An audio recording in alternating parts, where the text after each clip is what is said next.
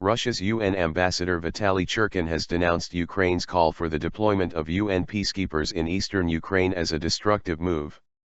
The Ukrainian president's call raises suspicions that he wants to destroy the Minsk Accords, Mr. Churkin said.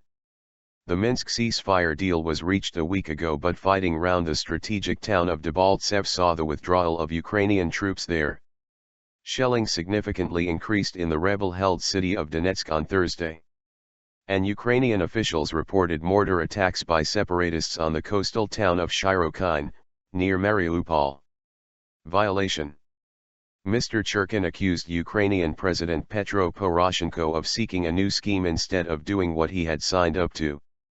If one proposes new schemes right away, the question arises whether the accords will be respected, he said.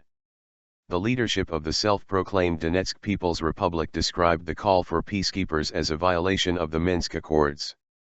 The leaders of Russia, Ukraine, Germany, and France, the four parties to the Minsk Accords, held further talks over the phone on Thursday. The French presidency said the ceasefire breaches were denounced and the leaders called for the implementation of the full package of measures agreed in Minsk, including a full ceasefire, withdrawal of heavy weapons and the release of prisoners. Mr. Poroshenko called for unmandated peacekeepers to enforce the ceasefire after fighting continued following the rebel advance on Debaltseve. A police mission by the European Union would be the best format for a peacekeeping operation, Mr. Poroshenko said on his website. It would help guarantee security in a situation where the promise of peace is not being kept, he told an emergency meeting of Ukraine's National Security and Defense Council. Nearly 2,500 Ukrainian soldiers withdrew from Debaltseve on Wednesday. Ukraine's army said 82 soldiers were still missing on Thursday. Rebels claim to have captured hundreds. Earlier, a senior Ukrainian military official said 22 Ukrainian soldiers had died in Debaltseve over the past 3 days. Rebel claims of a much higher figure have been dismissed by the government. Under threat. The ceasefire, which officially came into effect on Sunday, has reportedly seen some heavy weaponry withdrawn by both sides. However, the BBC's Ian panel in Donetsk reported a significant increase in shelling on Thursday, with artillery fire shaking buildings in the city center.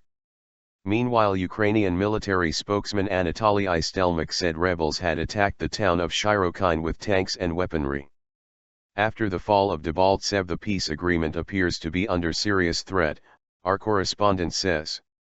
Earlier, rebel spokesman Eduard Basurin said Debaltseve was now completely under the control of the separatists, with just scattered pockets of resistance that were being neutralized. NATO chief Jens Stoltenberg said the rebels' offensive had put the wider peace agreement at risk.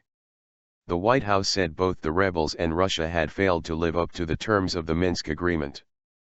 But Russian Foreign Minister Sergei Lavrov insisted the rebels' actions in Debaltseve had not violated the ceasefire because it was a rebel-held city at the time of the agreement.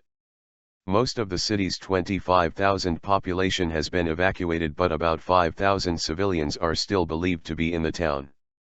Fighting began in eastern Ukraine in April, a month after Russia annexed the Crimea Peninsula. The UN says more than 5,600 people have been killed, but there are fears the actual death toll could be much higher.